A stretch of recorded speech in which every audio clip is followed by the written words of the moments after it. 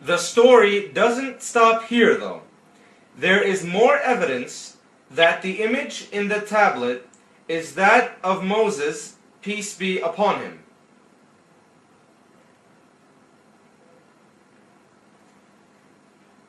We shall turn to the tablet in position B by rotating it 180 degrees from position A.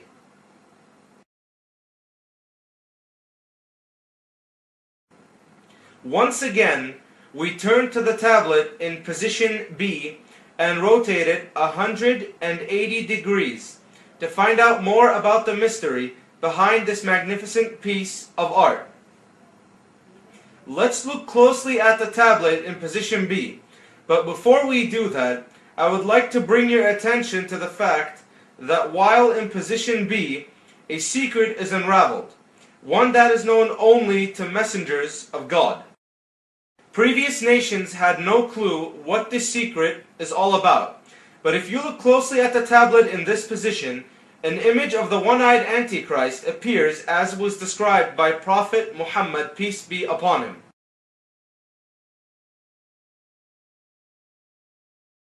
The fact that the Antichrist had one eye was known only to prophets, but not the nations to whom they were sent.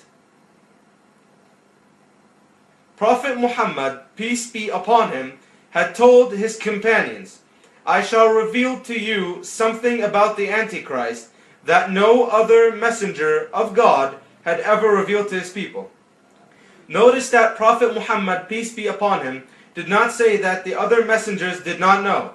He said they didn't reveal to their people the fact about the Antichrist being one-eyed and that God could never be as such.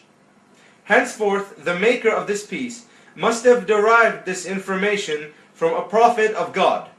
In this case, it had to be Prophet Solomon, peace be upon him, as he was the only prophet interested in paintings, statues, and inscriptions. They worked for him as he desired, making arches, images, basins as large as reservoirs. Whatever he had requested was made the way he had desired, in whatever shape or form he wanted.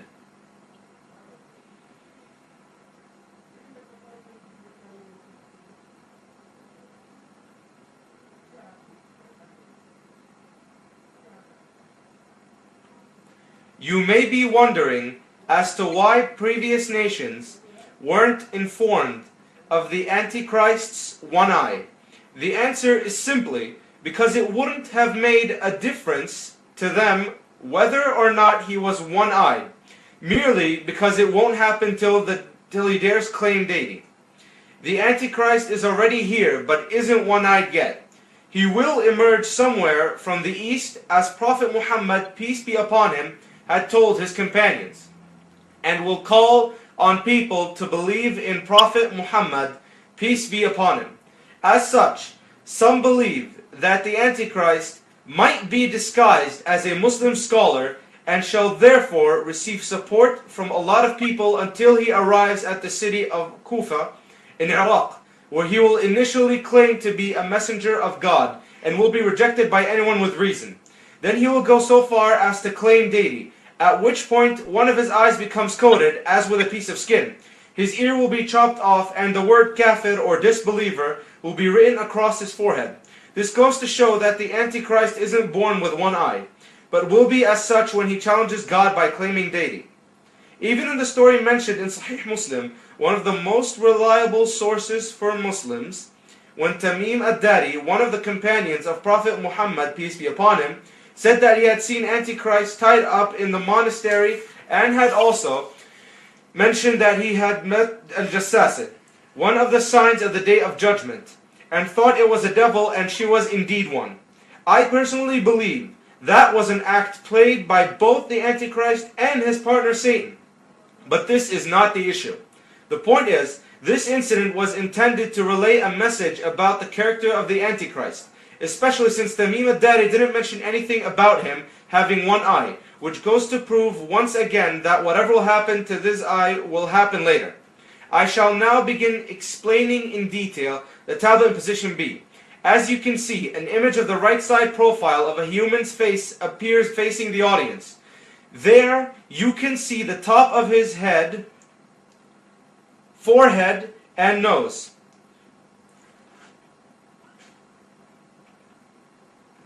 From his nose, we move on to his eyebrow, standing right over his eye. There is his mouth, chin, and beard. This image lacks a third dimension. Thus, someone looking at the sketch can come close enough to seeing half or a little more than half of the face. So this sketch resembles this image.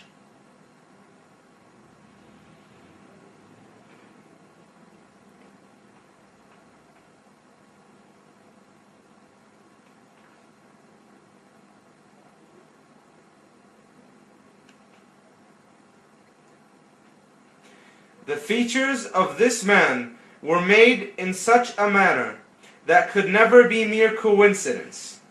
It was done rather precisely. The features resemble those of the Antichrist, as had been described by Prophet Muhammad, peace be upon him, who on more than one occasion described him as a young man with frizzy hair. If you notice, this man seems of middle age and was again described by Prophet Muhammad, peace be upon him, as having one eye only, an eye which hasn't been made by the engraver, because, as I had said earlier, this image represents one side of the face only. Prophet Muhammad, peace be upon him, had further described the Antichrist as having a huge mole covering the whole eye, with the word kafir, disbeliever, written across his forehead.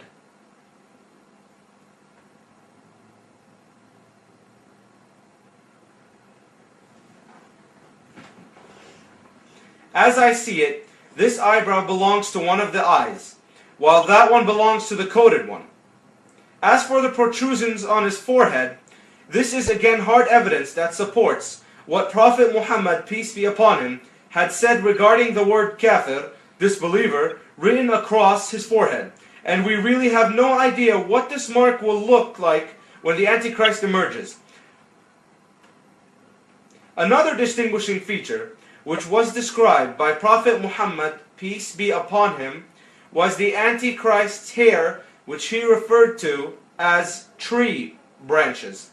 We notice that his hair is dashing up with so much intensity as if it were a tree bough. Further, Antichrist was also described as a man with a broad neck.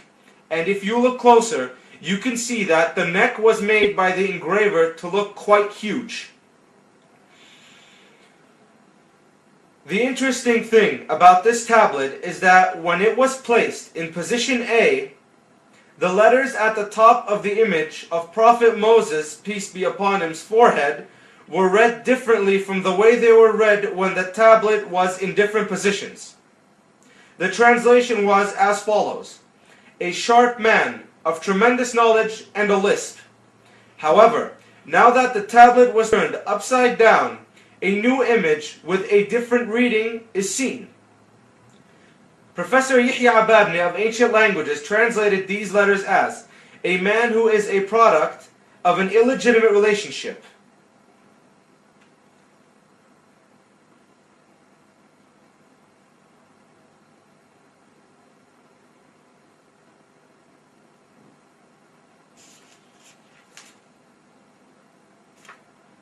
Another rather amazing feature of this tablet is when the image of Prophet Moses appeared.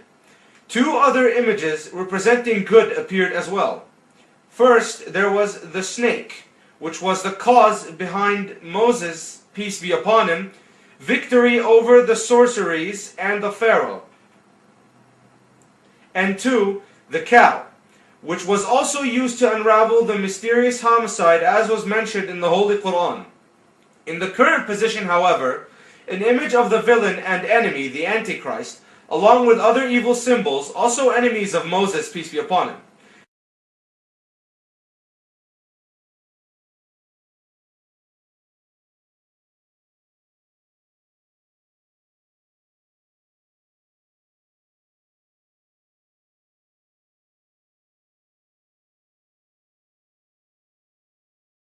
We start with the scorpion, which Prophet Muhammad, peace be upon him, on more than one occasion legitimized killing anytime and anywhere, and had also informed us that it was one of 5 which should be killed with no consideration to time or place.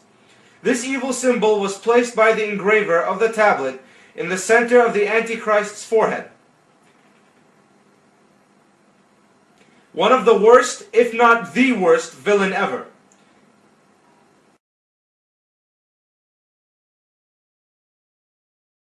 Then there is the head of a monkey whose left eye had also been dislocated.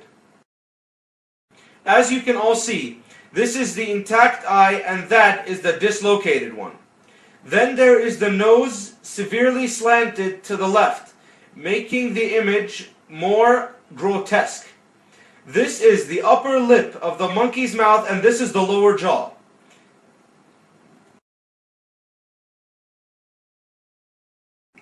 This monkey symbolizes those who had disobeyed God the Almighty at the time of Moses, peace be upon him, by going fishing on the Sabbat, a sacred Saturday, and as a result were transformed into monkeys and swine pigs. This, as you can see, is a swine pig with his left eye dislocated. The head I present to you is of a real monkey to show you the resemblance. Below the monkey is a face of a swine pig whose left eye had been dislocated as well. The other eye here is intact. There you can see the nose and the mouth. In this image, which symbolizes the face of a swine pig, the engraver has once again intended to show parallelism between being a villain and having one eye, as in the case of the Antichrist. God the Almighty said, "Shall I inform you of he who is worse than this, as judged by the treatment it received from Allah? Those who incurred the curse of Allah and His wrath, those of whom He transformed into apes and swine, those who worshipped evil. Who is this evil indeed?" There you can see another image that symbolizes an enemy of Moses, peace be upon him, and that is an image of the right side profile of a pharaoh's head. This pharaohic beard, the nose, the mouth, the eyes, the forehead, and these 2 pieces here are the eagle and the snake, both of which are usually placed on the statues. Likewise, there are the lines of a mongoose cover that is placed on the head of the statues as well. As such, I have once again used a picture of the right side profile of a genuine statue to show you the resemblance.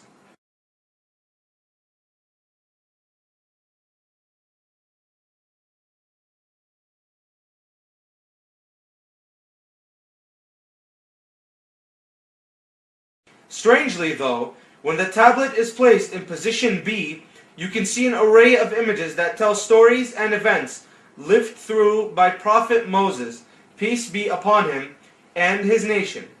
But more than this is the critical and significant information presented in position B. A quite logical question which calls for a logical answer is regarding the presence of Prophet Moses, peace be upon him, and the Antichrist in a single tablet.